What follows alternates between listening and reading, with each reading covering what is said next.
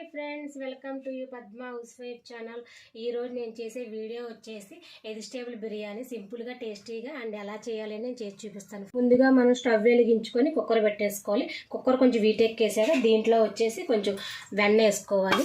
వెన్న అండ్ కొంచెం ఆయిల్ కూడా మనం వేసుకోవాలి తగినంత. ఈ ఆయిల్లోకి ఇప్పుడు మనం బిర్యానీ ఆకు వేసుకోవాలి, దాల్చిన చెక్క, లవంగాయలు, ఇలాచి అండ్ షాజీరా ఇవన్నీ వేసుకోవాలి. షాజీరా కూడా వేసుకోవాలి. ఇవన్నీ వేసుకున్నాం కదా, ఒకసారి వేయించుకుందాం మనం కొంచెం వేగేంత వరకు. ఈ దాల్చిన చెక్క ఇవన్నీ వేగిపోయినాయి కదా, ఇప్పుడు దీంట్లో వచ్చేసి మిర్చి ముక్కలు వేసుకోవాలి. అలానే కరివేపాకు కొంచెం వేసుకోవాలి, కొంచెం ఆనియన్స్ ముక్కలు వేసుకోవాలి. ఇవన్నీ వేసుకొని వేయించుకోవాలి. కొంచెం ఆనియన్స్ ముక్కలు కొంచెం బ్రౌన్ కలర్ వచ్చేదాకా వేయించుకుంటే సరిపోతుంది. ఈ విధంగా ఆనియన్స్ వేగినాయి కదా, మనం దీంట్లో వచ్చేసి కొంచెం కాజు కూడా వేసుకోవాలి. కాజు కొంచెం వేసుకొని వేయించుకోవాలి. అలానే దీంట్లో కట్ చేసుకున్న బీన్స్ కూడా వేసుకోవాలి, సన్నగా కట్ చేసుకున్న ముక్కలు ఇవి. అలానే క్యారెట్ ముక్కలు కూడా అట్లానే కట్ చేసుకొని వేసుకోవాలి.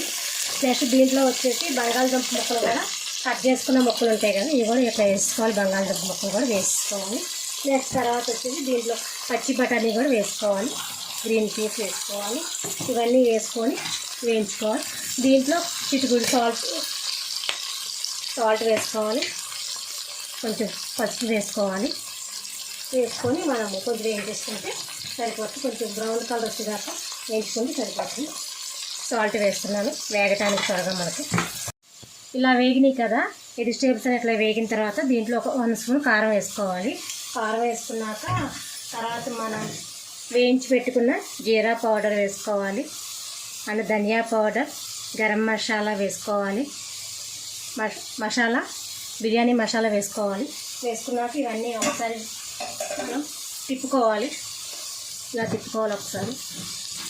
దీంట్లో వచ్చేసి ఇలా వేగినాయి కదా, ఇవన్నీ వేసాం కాబట్టి ఈ మసాలా అంతా పడుతుంది దీంట్లో. బట్ మనం కొంచెం పెరుగు కూడా వేసుకోవాలి. ఈ పెరుగు కూడా వేసుకున్నాక ఒకసారి మళ్ళీ తిప్పుకున్నాం. తిప్పేసుకున్న తర్వాత ఒక 5 మినిట్స్ ఉడితే సరిపోతుంది. వెజిటేబుల్స్ అన్నీ కుక్ అయిపోయినాయి కదా, మనం వేసిన మసాలా అన్నీ కుక్ అయిపోయినాయి బాగా. ఇప్పుడు ఒక గ్లాస్ రైస్ నానబెట్టేసుకొని వేసుకుంటున్నాము.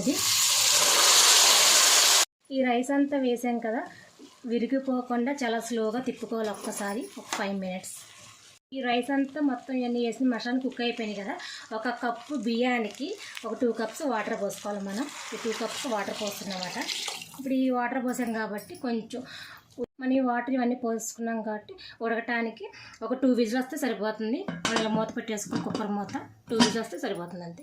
ఫ్రెండ్స్ చూద్దాం, అయిపోయింది. 2 విజిల్స్ వచ్చేసింది. బట్ బిర్యానీ రెడీ అయిపోయింది. చూడండి ఫ్రెండ్స్, ఎంత బాగా ఉడికిపోయిన చెక్క, చాలా బాగుంటుంది. ఇప్పుడు ఇదంతా కలిపేసుకోవాలి మనము. బట్ ఇది చూసారా ఎంత చెక్క పొడి పొడిలాడుతుంది, చాలా బాగుంటుంది, మనకి చాలా టేస్ట్గా ఉంటుంది. బట్ మనకి తీసుకొని ప్లేట్లో సర్వ్ చేసుకుంటే చాలా బాగుంటుంది. ఇలా మనం సర్వ్ చేసుకున్న ప్లేట్లో మనము చాలా టేస్టీగా సింపుల్గా ఎలా తయారు చేసుకోవచ్చు, హౌస్లో మనం తయారు చేసుకోవచ్చు వెజిటేబుల్ బిర్యానీ అనేది. ఇలాగ మనం పెరుగు చట్నీ పెట్టుకుని చక్కగా హ్యాపీగా ఎంజాయ్ చేసుకుని తినేయచ్చు. మీకు కనుక ఈ వీడియో నచ్చినట్టు లైక్ చేయండి, షేర్ చేయండి, సబ్స్క్రైబ్ చేయండి ఫ్రెండ్. ఓకేనా? Bye bye.